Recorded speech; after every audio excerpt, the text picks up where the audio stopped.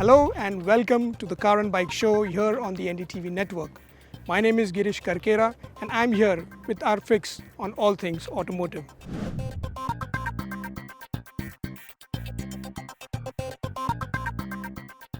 We are going to start with something very unique, the Mercedes-AMG E53 Cabriolet, which is for the first time in India that we are going to have an open-top AMG. We had Shams, who was there to witness the car and experience and talk about it.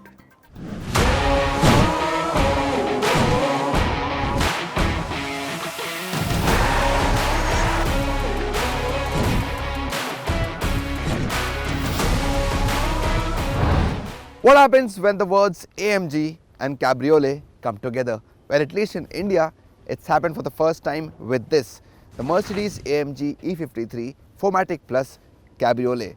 Yes, the name is long, but this car is equally powerful, quick, and yes, beautiful. Let's take it for a spin.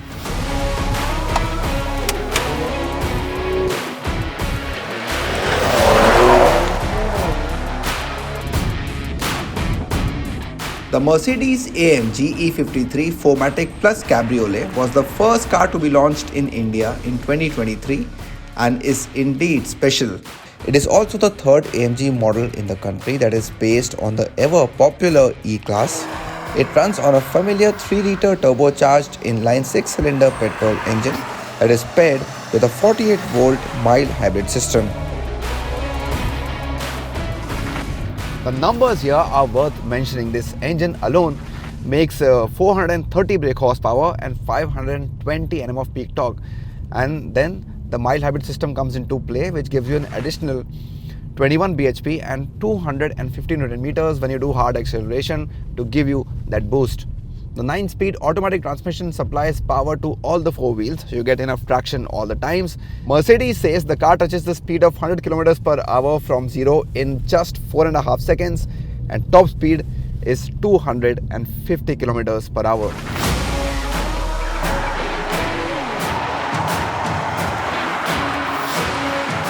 Now we know that AMGs are all about performance, and this one even comes with a track pace feature that gives you lap, sector and acceleration times plus selected live telemetry data, which helps the driver improve his driving skills. But that's for a close track. What really helps on normal traffic-laden roads is AMG Ride Control Plus or air suspension the car comes with. It helps in dealing with the broken roads, but at the same time doesn't compromise with the drive dynamics. It's a familiar feeling of driving an AMG, full of performance as long as the roof is closed. It feels very similar to the AMG E53 sedan that is also on sale in India, but that's only till the roof is closed. Once you open it, and it takes only around 20 seconds to do that, so it doesn't take too long, till speeds of around 50 km/h, so it is safe to do that while driving the car. That is when the sound of this AMG exhaust note really hits you. It's a different experience altogether. It takes some time in getting used to, but once you're done with that, it really enhances the sporty appeal of this car. The various drive modes are there too, and choosing a particular one completely changes the character of the car. Yes, this is an AMG, so Sport or Sport Plus is where you would like to spend more time in.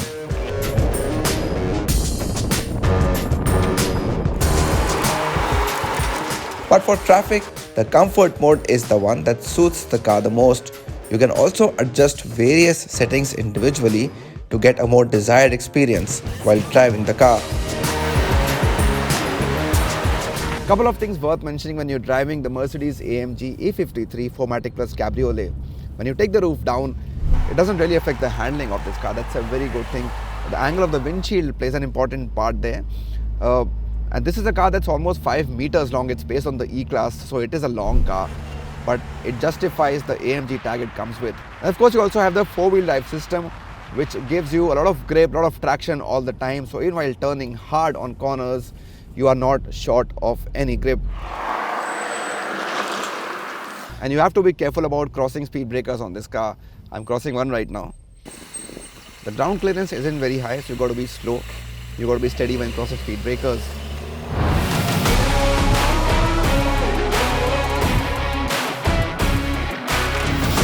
car has scored well on safety too. It gets as many as 7 airbags and comes with a 5-star Euro NCAP crash test rating.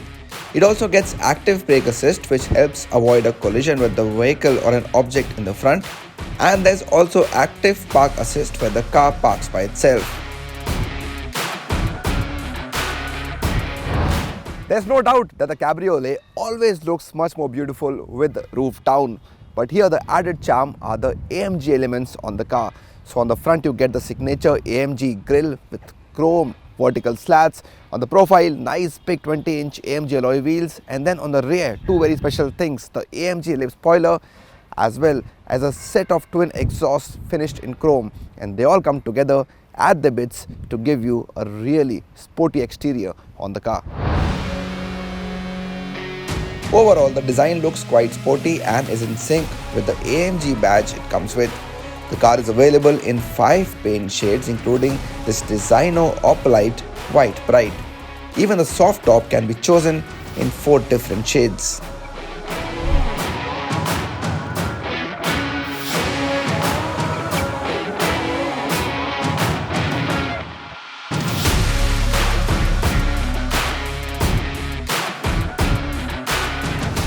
Access to the second row is quite easy, but the backrest here is almost straight. A smart feature though is that this row can be folded down to add to an otherwise conservative luggage space. The Mercedes-AMG E53 4MATIC Plus Cabriolet is priced at 1 crore 30 lakh rupees ex-showroom, which means it has come with a 24 lakh rupee premium when compared to the AMG E53 sedan. So is that a good price to pay for the exclusivity this sports car offers?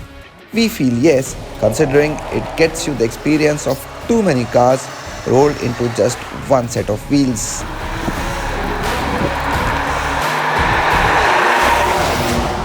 After Germany, it's time for Italy. Next up is a 650 Scrambler from lesser-known Italian brand Moto Morini. I am talking about a Seiemmezzo 6.5 that Pritam Bora put to the test, both on the road and off it. Let's have a look.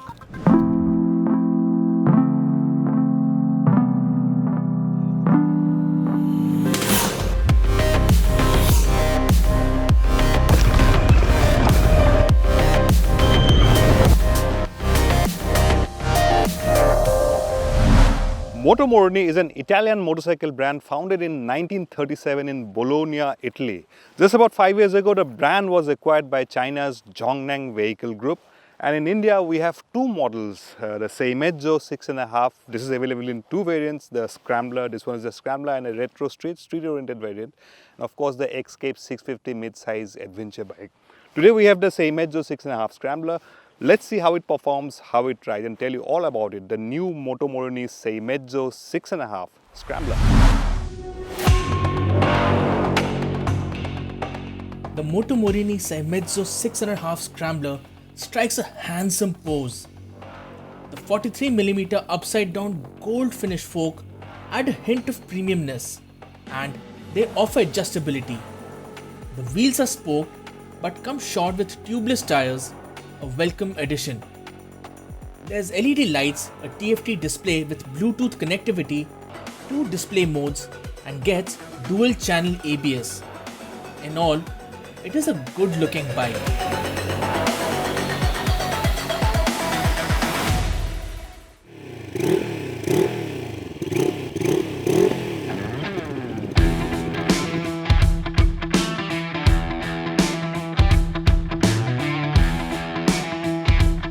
The Seiemmezzo Scrambler has comfortable ergonomics.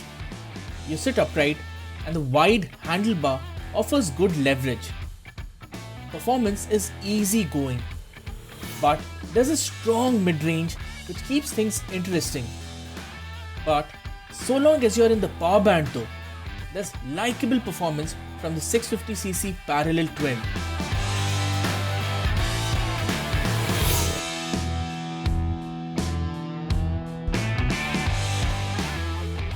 It's not very quick, but it's no slouch either. Ride quality is planted, but at city speeds, you will feel the bumps coming through over broken patches.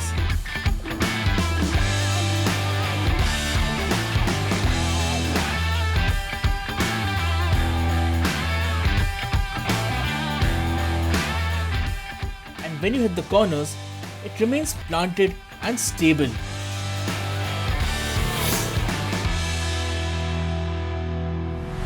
That 650cc parallel twin has got enough and more performance to keep you suitably entertained. Short shift and you reach 50 km per hour in top gear. You can respect the speed limits and cruise comfortably in the city. If you're in a tearing hurry to get anywhere, not that we recommend that, downshift a couple of cogs and you'll hit 160 km per hour in no time. But that's not safe. We advise you not to do that. Handling is quite nice across twisty roads, so no complaints. The brakes are very good. The only downside I feel is the clutch, which has got a slight hard action. So if you're going to be spending a lot of time in traffic, that hard clutch could be a spot of bother for you. I feel Moto Morini should have added a slip and assist clutch. That would have made it even more nice to ride. But how does a Scrambler really do off-road? Let's go find out.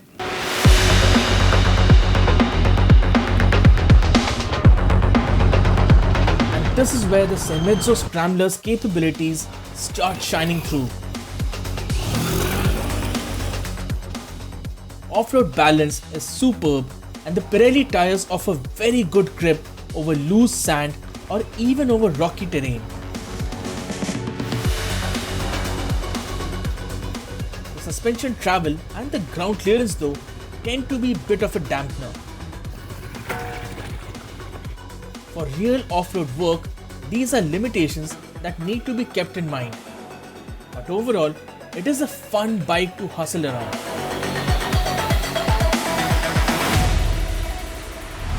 The Moto Morini Seiemmezzo 6.5 Scrambler has a lot going for it. It got adjustable suspension front and rear. Of course, the rear's got only preload adjustability, but great tires, superb brakes, good off-road capability. Overall, there's not much to complain about it. Only thing is that the Moto Morini brand is not so well known in India, and the availability of the bike could be a bit of an issue because Moto Vault, the dealerships, has not got a very big footprint. So that could be a spot of bother, but it comes with a 2-year unlimited kilometers warranty. So that should take care of your peace of mind. Overall, in performance and capability, not much to complain about. But yes, the build quality could have been better. Those rusted spots could have been avoided, but that's something we hope going forward the quality levels will improve.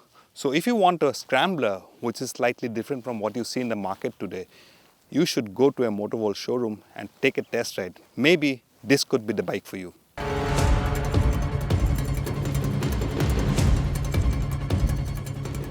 But there are a few negatives. Hard clutch is a letdown and downshifts are difficult. And for someone familiar to performance, the 650 twin becomes a tad predictable and you need to be in the right gear to be in the power band to keep things interesting. Then there's the price. At 6,99,000 rupees ex-showroom, the Seiemmezzo Scrambler still comes across as a slightly expensive proposition, particularly for a brand which isn't that well known. But beyond its minor niggles as a product, the Seiemmezzo 6.5 Scrambler certainly has its positives. It looks good, has unintimidating performance, has good all-round capability, all the qualities to make it quite a likable motorcycle.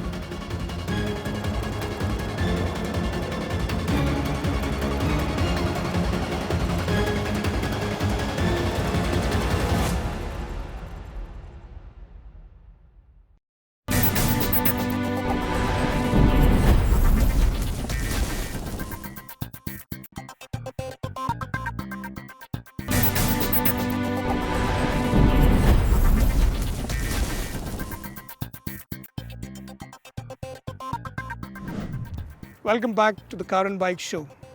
Up next is a very popular model, something that is known for off-roading. I'm talking about the Mahindra Thar. It's come in an all-new avatar where not only has it got just two-wheel drive, but also a smaller diesel engine.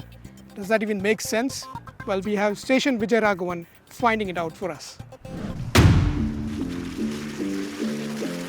The Mahindra Thar has achieved a cult status among SUV buyers as a true blue 4x4 off-roader. However, since the arrival of the new Gen Thar, it has become more of a lifestyle vehicle, and the needs of the new age Thar buyers are slightly different. Since its launch in 2020, Mahindra has sold over 80,000 units of the Thar. Now, that is a 10x growth in sales compared to the previous gen model. But the company says there are several customers who want the Thar for its design and standout appeal and intend to use it more on-road rather than off-road, and by that extension do not need a 4x4 system. And it is for those customers that company has now launched this, the Mahindra Thar rear-wheel drive.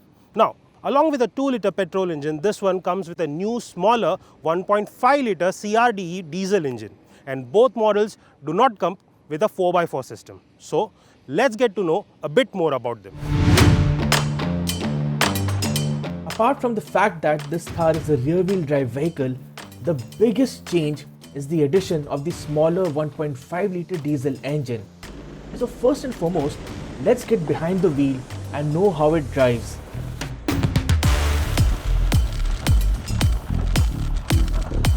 So the Thar we are driving today comes with a 1.5-liter diesel engine, which is a CRDE motor, and it makes about 117 brake horsepower at around 3000 rpm, whereas the torque output stands at 300 Newton meters, which is achieved from 1750 rpm and goes up to 2500 rpm.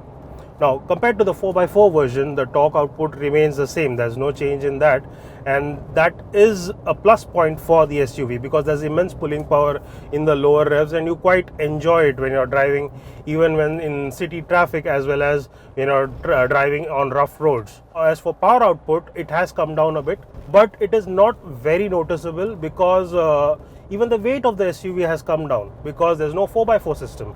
Mahindra hasn't shared the weight numbers with us yet. The weight reduction has happened. That compensates for the lack of power. As for transmission duties, you get a 6-speed manual gearbox over here, which is standard, which sends power to the rear wheels. Whereas the petrol version, which gets the same 2-liter petrol, turbocharged petrol as the 4x4 Thar, comes with an automatic transmission as standard. So there's no manual for the petrol and no automatic for the diesel.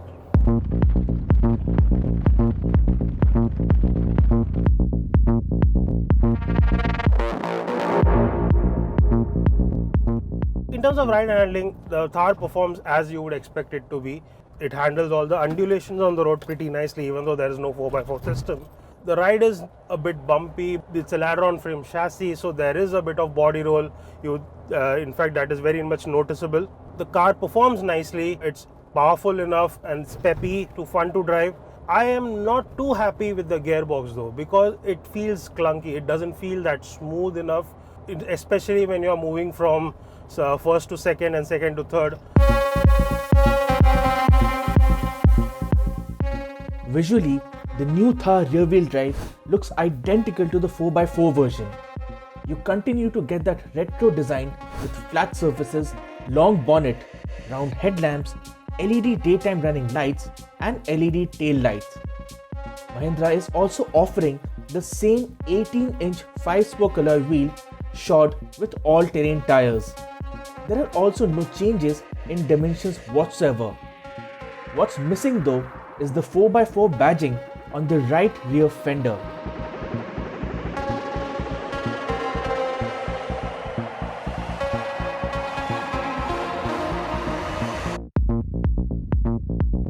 Now I'm inside the cabin of the Mahindra Thar RWD, and compared to the 4x4 version, things look very similar over here. You still get this all black cabin with a 4-seater layout, and you get that same infotainment system along with Apple CarPlay and Android Auto, and you get the same instrument cluster as well that gets an MID display.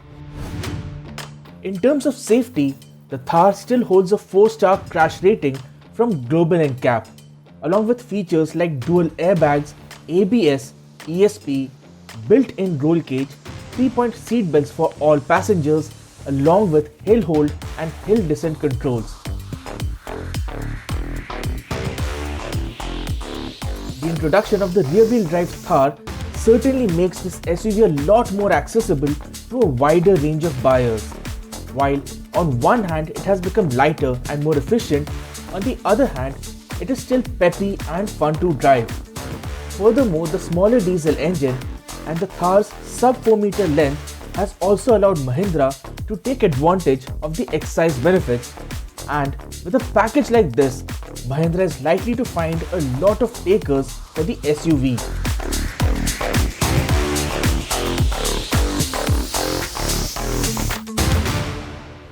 With that, we've come to the end of the show, but we will be back next week with a lot more action. Do follow us and leave your feedback on our Instagram, Facebook and Twitter IDs, where you can find us at car&bike. Till next week, drive safely, ride patiently, and please follow traffic rules.